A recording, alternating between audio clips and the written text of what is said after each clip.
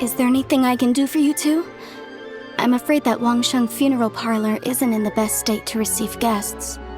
We've come to see Zhongli. Could you please tell him we're here? Unfortunately, Zhongli isn't here at the moment. It seems he went to Northland Bank. Doesn't the Northland Bank belong to the Fatui? Last time we saw Zhongli was before we went to the Golden House. Do you think he doesn't know about the attack on Liyue? Visiting the Fatui at a time like this could only mean more trouble.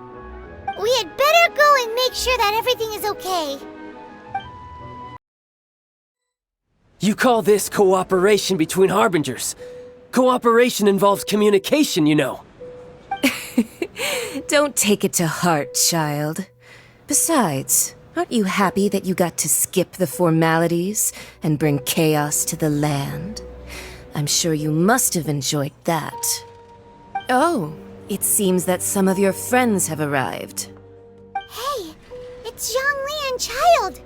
And you! You're also one of the Harbingers? It's you two. I believe we've met once before. In the city of Bards, was it? I'm glad you still remember my name. Ah, right. I imagine that it must have been rather hard to forget watching helplessly as something precious was snatched away from your friend. Well, if it isn't you two. This is our first time seeing each other since Liyue was nearly wiped off the map. This is certainly a bit awkward, wouldn't you say? Paimon knew that we should never have trusted a Fatui Harbinger. Oh, now don't say that. Sure, I may have misled you, but I never had anything against you personally. Besides, I thought we were getting along quite well together, didn't you? Except for that little tussle we had at the end. Nothing personal. We just have different views, that's all. Of course, you may very well hold this against me, but that's up to you. The real deceivers here are Senora and Zhongli. Curse them for leading me on. So actually, I think... Stop wasting time, child. There'll be plenty of time to chat once I'm through here. You remember the agreement, Morax. Now, if you would be so kind. The Gnosis, please. What in the world are you talking about? The contract is fulfilled. That which thou seeketh is now bestowed unto thee. For my promise is solid as stone.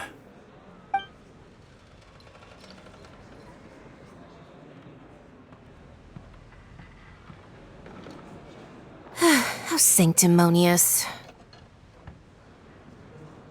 What? So you're the Lord of Chiao?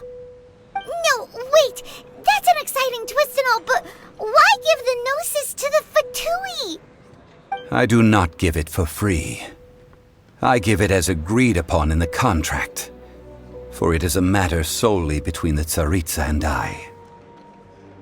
Yeah, you don't think you went a little bit too far with that whole fake death thing? Everyone was preparing the ceremony for you, and splat! This big dragon falls out of the sky, and all of Liyue goes into an uproar. Talk about a disaster. Gathering all the forces that had been bubbling behind the scenes, and then stirring them together in a pot that was bound to boil over. That's what he wanted to see, am I right? Wait, what? Perhaps it's best that I explain. As you know, I've dwelt upon this world for more than 6,000 years. It is now 3,700 years ago that I founded Liyue together with the Adepti. Even boulders that can withstand whirlpools will erode with the passing of time. I kept convincing myself that cracks had not begun to form, and that the end of my time had not yet come. Until one drizzly day, as I was strolling along the harbor, I heard a merchant tell one of his workers, "You've finished your duties. Go ahead and call it a day." I stood motionless among the crowds, asking myself, have I already finished my duties? Oh, Zhongli. But as I began to consider relinquishing my divine role, I soon discovered that many reasons still remained to not hastily depart. Was Liyue, the city I had dwelt in for so long, already prepared to enter its next age? I decided that a test was needed in order to reveal the answer.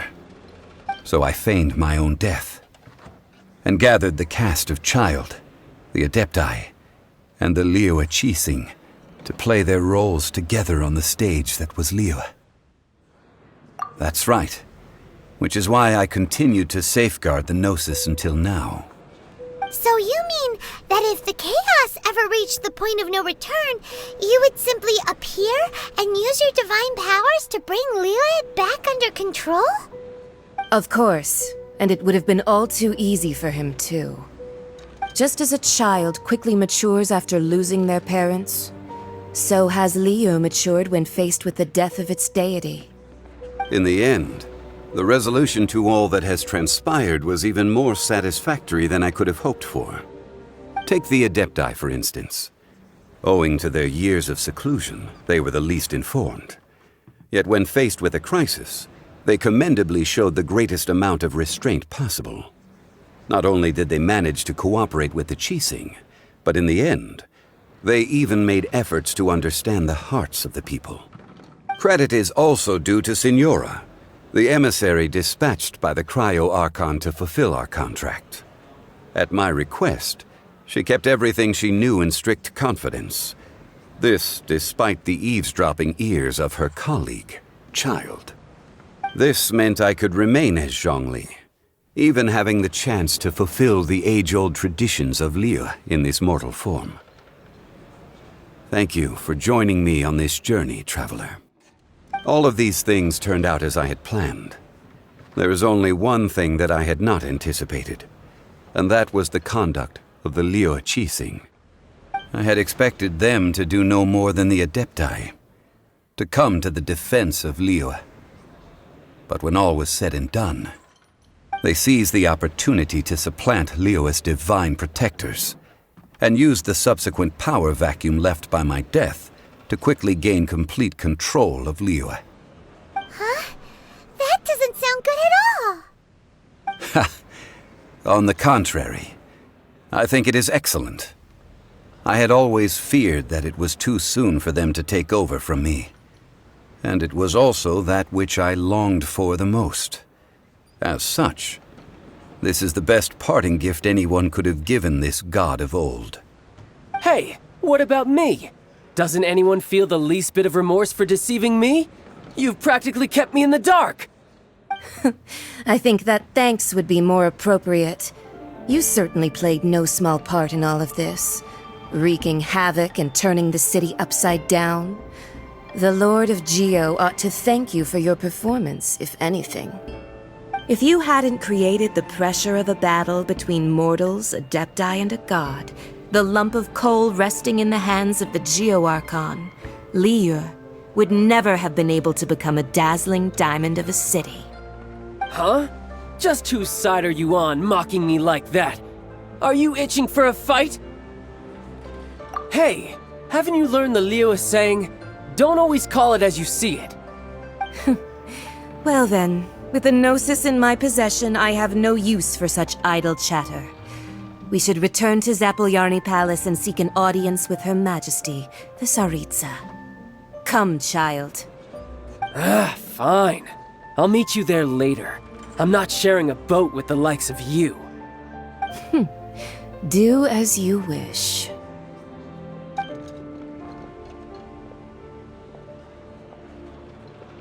Now then, is there anything else you wish to ask me? Right! As Zhongli always told us, a good trade is a fair trade. Paimon has no idea what could be a good trade for a Gnosis. Realistically speaking, there is no such thing. Huh? However, I am the god of contracts.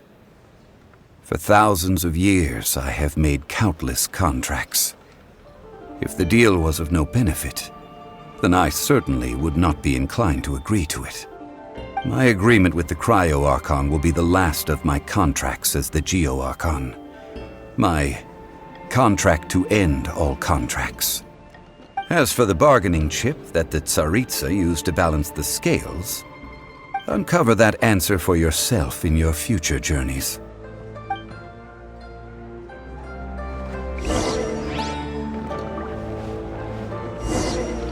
Today's the day of the rite of parting.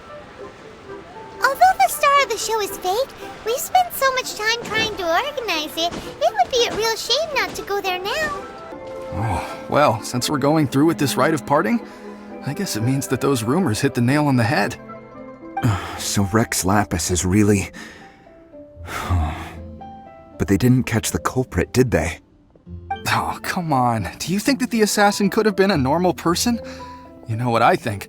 I don't think any of the gossip on the streets you hear from those shady types is worth anything. There's only one real possibility in my mind. I've heard that the assassin was that Fatui fellow. Youngish, pretty high in rank. I think they called him Child. The Fatui? They certainly are very suspicious. Who knows what those greedy, crooked folks... Shh! Lower your voice. If the Fatui catch you in their sights, Rex Lapis won't be around to protect you this time. You know that god from the ocean couldn't have just shown up out of nowhere. I mean, it's been 2,000 years since Rex Lapis subdued it. Yes, and to think that this happened right on the heels of the incident with Rex Lapis, too.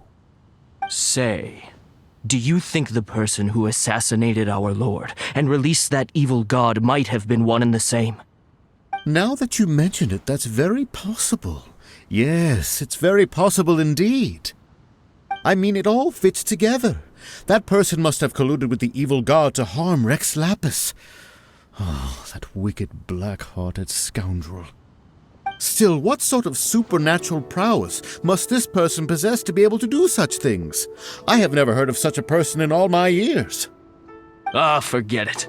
Guessing's no use to us. Look, the Millilith over there looks like he's about to make an announcement. Let's hear what the Ministry of Civil Affairs has to say first. Hear ye all! The Qixing's words. Though a dragon soars ageless as the mountains, it too must return to dust. This is common knowledge. Gods and Adepti live glorious lives, but both light and shadow have their season. So too must they face divinely appointed trials. Rumors and hearsay abound on the streets that Rex Lapis was murdered. Now, let the truth be revealed. Having been thwarted in his trial, Rex Lapis's soul has recouped the celestial heights. He beseeches the people of Liyue to grieve not and to let not their hearts be saddened. Nor are they to believe street-born rumors or indulge in baseless speculation.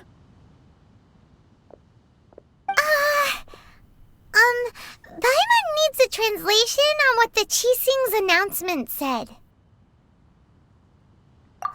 So that's how they're spinning it. Something feels off. Why would they suddenly give up looking for the murderer? Not to mention how this excuse sounds like something they just made up on the spot. Could the Qixing already have known that Rex Lapis wasn't dead? But Zhongli said that neither they nor the Adepti knew anything. Did Zhongli tell them in secret after his gnosis changed hands? Exactly, right? Ooh, seems like the rite of parting has been going on for a while now. Let's go have a look. Look, it's Ningguang and Keqing. Are they saying something? Are their speeches over? As said previously, Rex Lapis's soul returning to the heavens is the end of the contract. And it is also the end of an era. 3,700 years of contracts burnt and reduced to ash. We, the people of Liyue, were indeed prosperous. But blinded by our prosperity, we forgot that time can be pitiless. The long, unending dream of our Archon walking among us. Now that we have awoken from our dream, we must learn to say farewell. Will you stand with us as we re-establish our contracts? As we build a new age of prosperity? So concludes the words of Her Eminence the Tianquan. Does Her Eminence the Yuheng have anything to add? Huh? Is she looking this way? Traveler. Yikes! She really is looking our way! Is that the traveler who they say defeated the ancient god? So young. The Liyue Qixing always repay their debts. And as you have heard, our eyes see far and our reach is long. Name your price. You deserve that much. Whoa!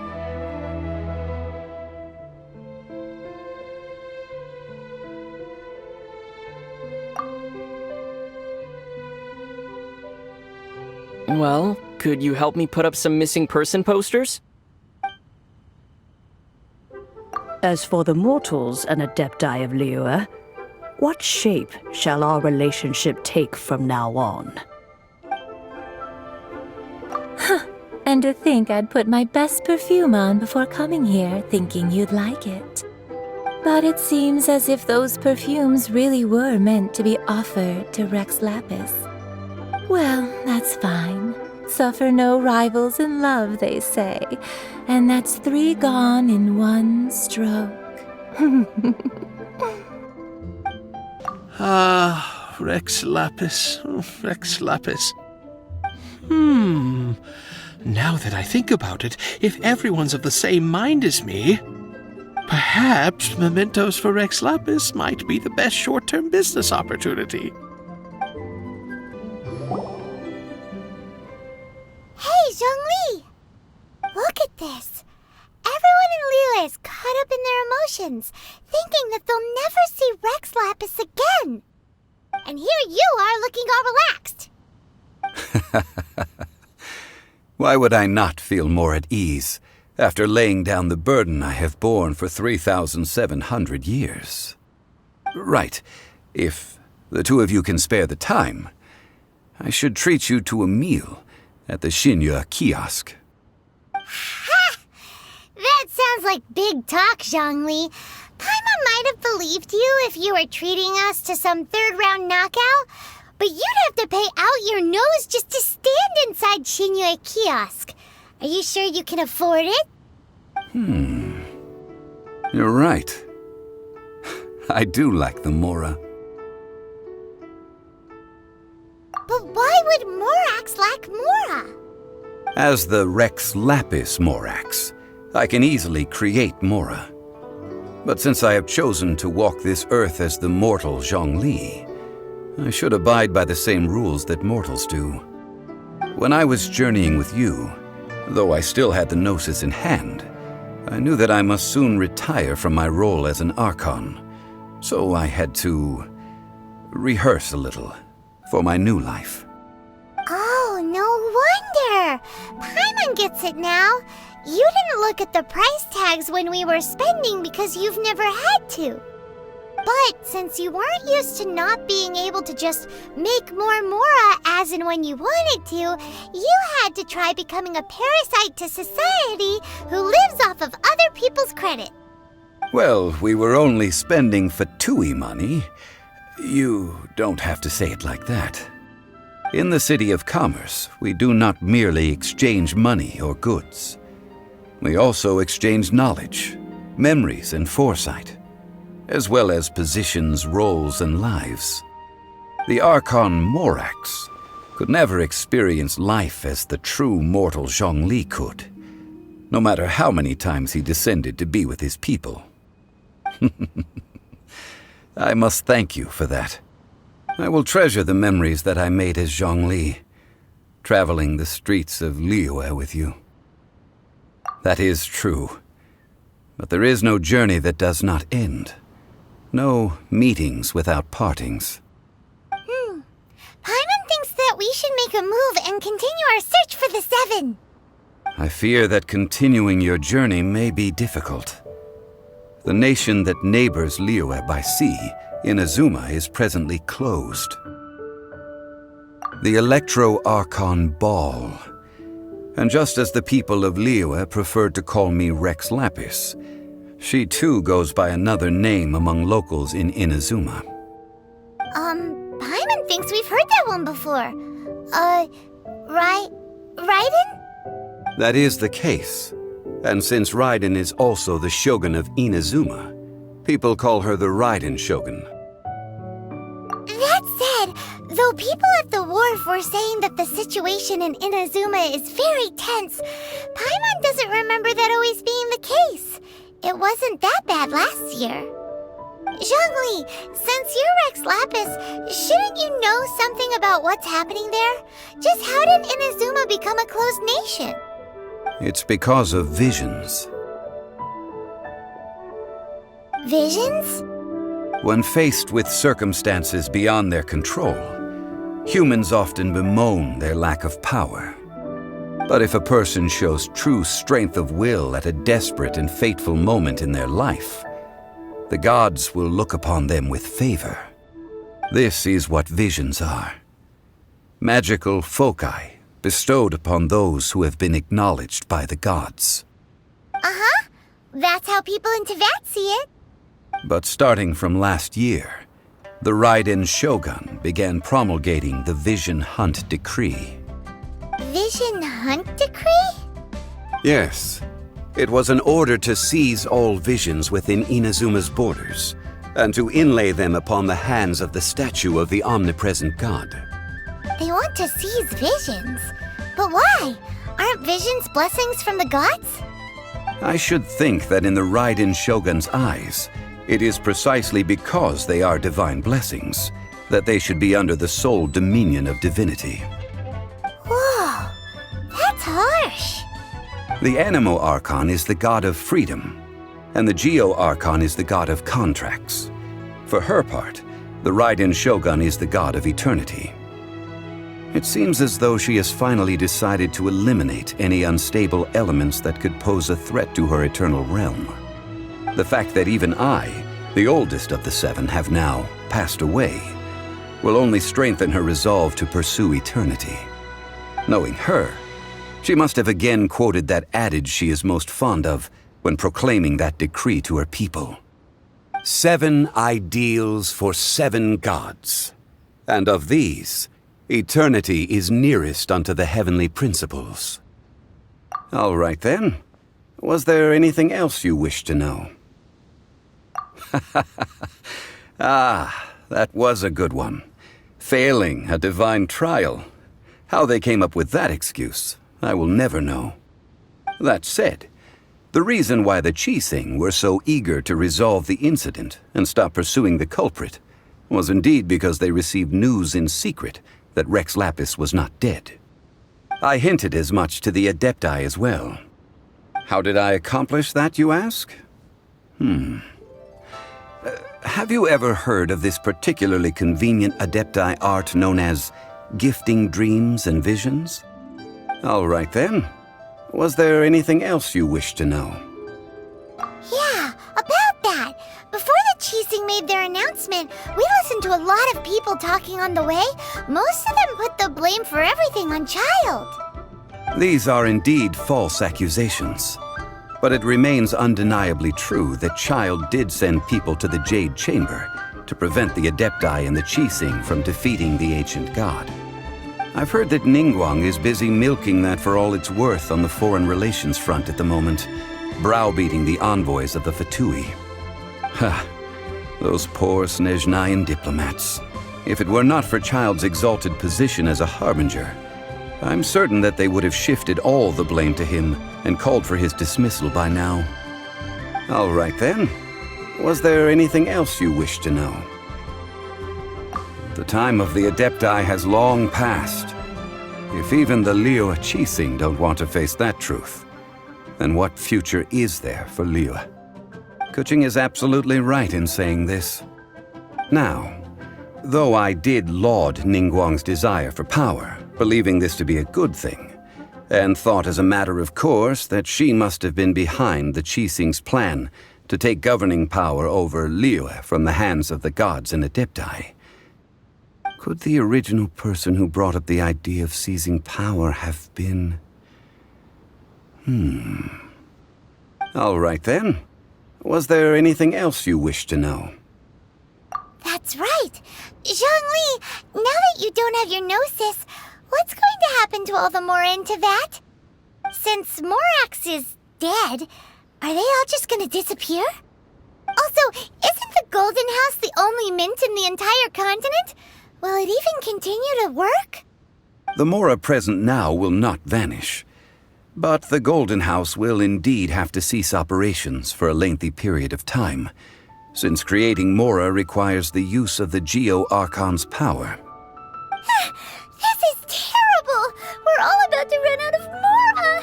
The world is coming to an end! Yes, this is indeed a major issue from a financial standpoint. Well, I suppose we'll just leave such troublesome matters to the Liyue Qixing to debate. Then, did you at least set some private funds aside for yourself? Oh, a private fund. This does seem like a good, logical, common-sense idea. It's a shame. What's a shame? It's a shame that I didn't think of it at the time. All right then. Was there anything else you wish to know? Well then, I suppose you'll have to find a way to get inside this closed nation. Have patience. I suspect that some serendipity must first come into play.